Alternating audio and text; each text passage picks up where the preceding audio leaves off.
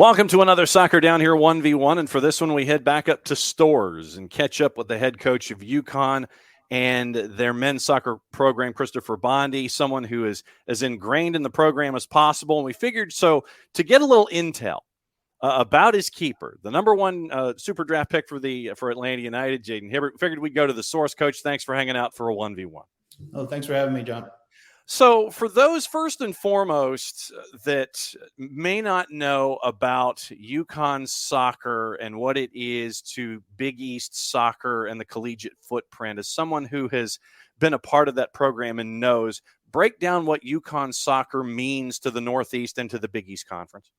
Well, it means a lot. I think you're talking about one of the top, I would say 25, top 30 programs in the country, right? I think over the years, obviously you can see the stars on my chest here. And yeah, we had three of them, right? There's not many programs that do have three national championships. So we certainly have that. So yeah, it's a huge deal, especially in the Northeast. You know, I think year in and year out, we're probably one of the top teams in terms of attendance. So I think there's a passion about the place. So yeah, I think it's one of those places that for the most part, I think student athletes want to come in and express themselves and play.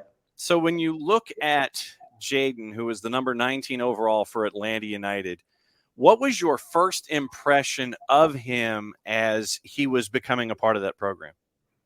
Yeah, no, I thought obviously a huge upside, right? You have a goalkeeper, good size, move well, good shot stopper. So yeah, I think when we took over as a coaching staff, we were pretty excited about Jayden. When it comes to how he grows and matures, both on the field and off, I know that we can sit there and discuss being a part of a nationally recognized high school program and in New Jersey and working his way to Storrs. But when he's out there when he's between the lines, when he's out there, how would you best describe his movement, his mannerisms? What is he, a take charge kind of a guy? Is he learning these kinds of things? How would you describe him? So I'm sitting in the stands there at Storrs. I see somebody between the sticks who has a Hibbert on the back of his jersey. How would you break down stylistically how he is? Yeah, no, I think you'll see a guy that's pretty comfortable, right? He moves well, very smooth in terms of making decisions and all that. I think there's no issues. I think the biggest thing, he's probably still doing it with all young goalkeeper. He's still learning how to be pretty impactful in terms of organizing things in front of him. But in terms of personality, getting after guys, yeah, there's no issues with that, right? He has a little bit of a personality, has a little bit of an edge. So he'll get after guys that are in front of him. He's pretty vocal. But again, he's still learning the piece about just understanding, when to make decisions, when to come out and whatnot. But all that stuff, I think he can learn certainly at the next level. And in our discussion with him, that was one of the things that he admitted that he's got to become more comfortable with. And in high school, he was the quiet leader, at the back. And now he's having to become more vocal when it comes to the collegiate level. When you're staring at keepers and them learning these aspects of that next stage. Obviously, I know that each keeper is different, but when it comes to vocalizing, I mean, how much of a challenge is that for a keeper to almost go 180 in their philosophy and go from the quiet guy to someone who has to speak up and it has to become second nature? Yeah, no, I think that's a big part of being a goalkeeper, right? I think obviously is different for every keeper because it's just some of it is their personality. Some guys are more outgoing. I think Jayden is kind of in the middle, right? I think when he's off the field, he's a guy that, people love to be around. But I think sometimes when you're a young goalkeeper, you're just having to kind of find yourself. And there's no better place to do that in front of 3,000 or 4,000 people to ultimately make decisions, right? Because for us, making decisions before, right, the trouble starts is ultimately the biggest thing. And I think for a young goalkeeper, recognizing that and having the faith in yourself to vocalize that for the people in front of you, right? And I think for every goalkeeper, I think it just comes in different just different time period. And I think for Jayden, he struggled with it a little bit his freshman year, and then this year he was unbelievable in terms of organizing things in front of him and kind of putting out his personality and just being more vocal with the guys in front of him. What else do you think he still needs to work on so that he can be that 100% ready for the next level, jumping in, no real integration? What else do you think he still needs to work on? Yeah, no, I would say with every young player, there's still, quite a few things he needs to work on, but I'll say that about every player that's coming from college to the next level, right? I think obviously the biggest thing for him is just being comfortable with his box. He's so athletic. He's so long. I think once he starts to recognize, hey, I could come out and get these balls on a consistent basis, I think then that's going to set him apart from most goalkeeper because he has the ability, he has the range. It's just now, when I say recognize, it's just reading, hey, I'm going to come out for this, and I know I'm going to get it 100% of the time. And I think once he puts that into his game, which I believe he will be at the next level, then I think it's going to set him apart. And you mentioned that because there are times where even on the professional level and the international level, international competition, you'll see keepers who will be caught between ideas, and they'll be caught between decisions. It's like, okay, do I come out? Do I stay? And that's something that, once again, it has to become innate. It's just got to be something that, all right, I'm confident in myself. I can go ahead and challenge. And this is my six. This is mine. It's nobody else's. When it comes to the keepers that you've seen in your coaching career, when it comes to that process, it seems like it's something. Is there a moment sometimes with keepers where they realize, the light comes on, oh, okay, this is my box and I can do whatever? Or is it gradual with guys, or is it somewhere in between? Yeah, I think obviously if I was here when Andre Blake was here, right? I think it just came natural to Andre Blake because, I think he's 6'3", 6'4", long arm, super athletic, and was able to come out and get it. I think Jayden is, not necessarily Andre Blake, but I think he's close enough in that he has all the tools to get that. And I think the biggest thing for him with any goalkeeper is just reading the situation. And I think all that comes with time, right? Because the more game you're playing, the more opportunities you have to see those things, then the easier it becomes to read. So I think with Jayden, we tend to forget, at least I do, right? Because when you watch him play and you watch his size and how he moves and how he carries himself, that he's only a sophomore, right? He's only like 19 years old.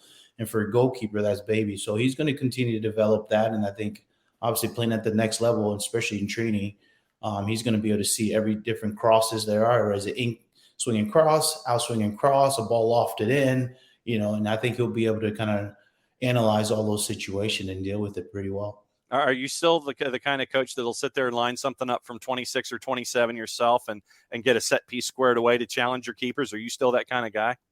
Yeah, no, I think we certainly want to play, and every college coach would tell you they play like Manchester City, right? We're certainly not that. I think anybody that watches play will more Liverpool-esque if you can, high press. But yeah, we try to get balls in the box, and especially for training with our goalkeepers, we try to challenge them because a lot of teams that we do play are getting balls lumped in our box. So I think for Jayden, he's been tested in that regard, and I think he'll certainly be ready for that if he sees it at the next level, which he is at time. What pre-draft intel were you getting about the possibility of Jayden getting drafted? Was it in that 19? Was it in that 19 to 25 range? Was it round 2? I heard round 3 at some points. Were you getting any draft intel? Yeah, I knew he was going to go first round. To be honest, I even thought he was going to go a little bit earlier because the calls that I was getting was from a lot of the teams on the top half of the board. So I knew he'll be going pretty early. I didn't think he'll last until round 3 because I just don't know if you have a goalkeeper with his ability that young that are kind of making some of the saves he's making now. And I think with every MLS club, they're probably looking at it if we can get him into our system, work with our goalkeeper coaches, and he's consistently working and training day in and day out. Is a huge upside. So and I think what I try to tell coaches when they called me, right, I think he's somewhat in the middle of Zach Steffen, and then there's a young goalkeeper in Minnesota. I'm losing track of his name now.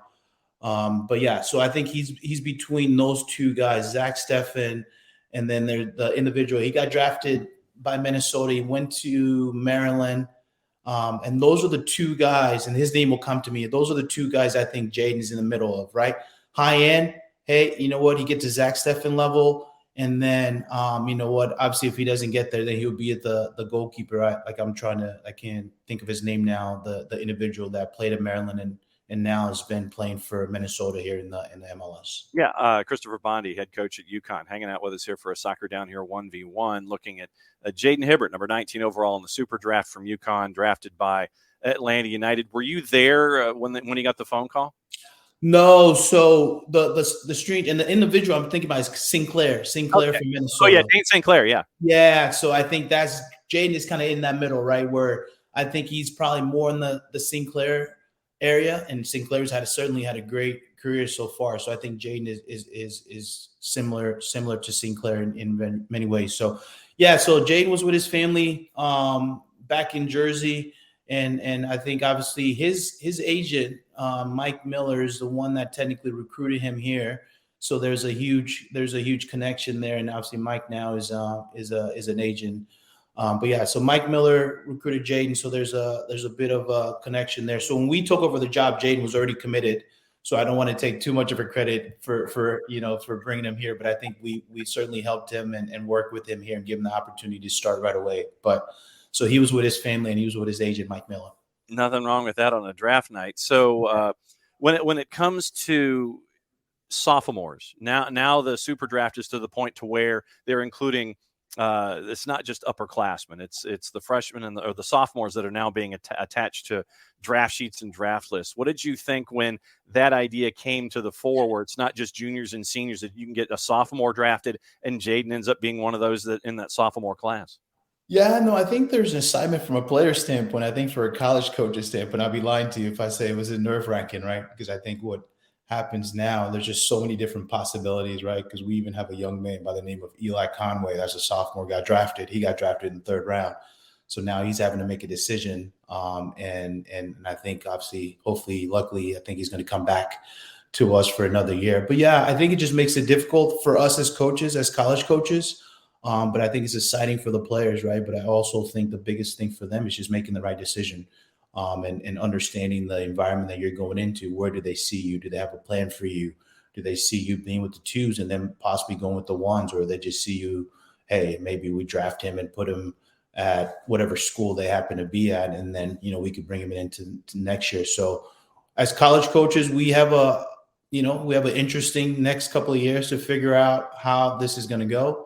But I think for players, I'm sure they're pretty excited to have an opportunity to get drafted early rather than later.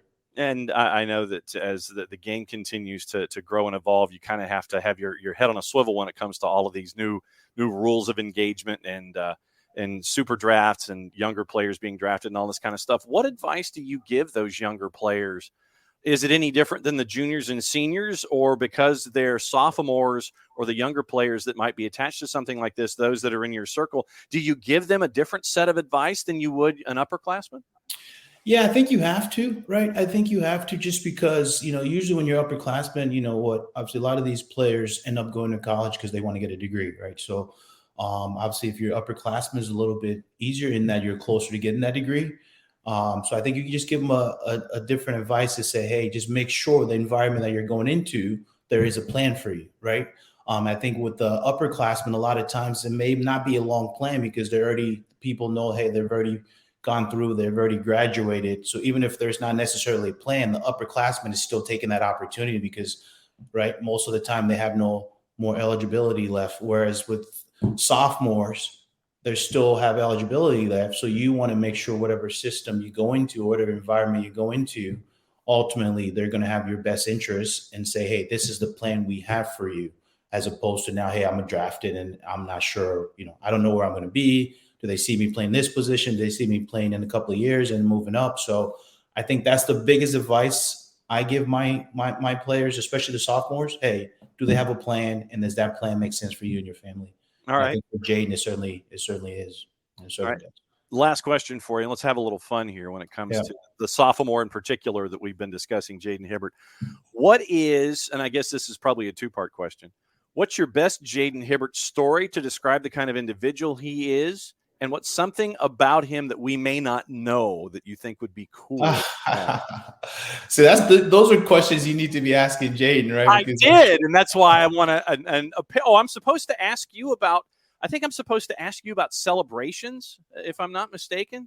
Wow, Jayden said that, or yeah, about you, how intense your celebrations are sometimes. Oh, that's funny. No, he's probably talking about my Ronaldo celebration because I'm a big Ronaldo fan. And in training one time, I scored and did the Ronaldo celebration. And all the guys were giving me a hard time.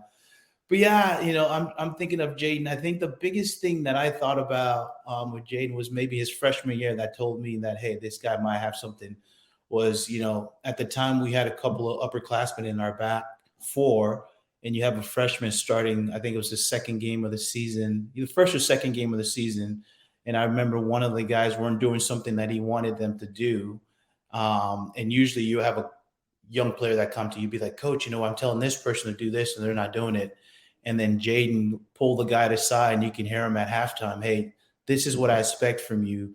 You're not listening to me right now. I need you to do this, this, and this. And you're like, oh, this is coming from a freshman goalkeeper to upperclassman. In terms of anything else, I think he said I know a lot of the guys said he was a good singer, but I don't know if that's my hands are off that. I don't know if that's true or not, but I know the guys are always saying he tries to sing in the locker room. So I don't know what that comes from, but we'll see. Yeah, we will. Now that you have put that out there, that is an investigation that we need to do here at SDH. And again, though, the guys, his teammates could just be giving him a hard time and just joking around. So I don't know if it's true or not, but I know a lot of guys were talking about it.